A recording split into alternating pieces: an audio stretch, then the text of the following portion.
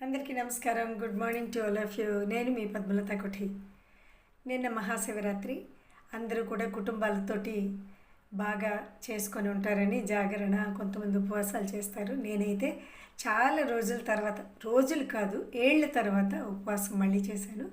And feeling good and got positive energy. అయిపోయింది ఉపవాసం, అయితే నిన్న అయిపోయింది. ఈరోజు ఒక మంచి మాట. మనం దానం చేసే ప్రతి రూపాయి మనని ధర్మాత్ముడిని చేస్తుంది. మనం దానం చేసే ప్రతి రూపాయి మనని ధర్మాత్ముడిని చేస్తుంది. మనం గణించే ప్రతి రూపాయి మనల్ని ధనవంతుడిగా చేస్తుంది. మనం గణించే ప్రతి రూపాయి మనని ధనవంతుడిగా చేస్తుంది. అందుకే మనం గణించిన ధనంలో కొంచెమైనా సరే దానం చేస్తూ ఉండాలి.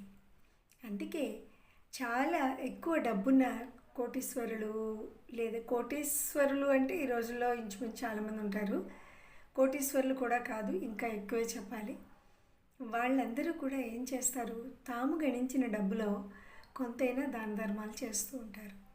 అందుకే ప్రతి మనిషి ఎంత గణించామన్నది కాదు, ఎంతో కొంత, పూర్తిగా కాదు, ఎందుకంటే అది మన ఉనికికే నష్టం కలిగిస్తుంది. కాబట్టి ఎంత మనం దానం చేయగలిగితే అంత దానం సరి అయిన వ్యక్తులకి, ఎవరైతే నీడీ పీపుల్ ఉంటారో, నమ్మద్దు, నమ్మేసి ఎవరికి పడితే వాళ్ళకి ఇవ్వడం కాదు, ఎవరికైతే అవసరమో వాళ్ళకి సరి అయిన దానం ఏ విధంగా మనం చేయగలమో అది మనం చెయ్యాలి. సో ఈ మంచి మాటలతో అందరికీ మరో నమస్కారం. మీ పద్మలత కొఠి.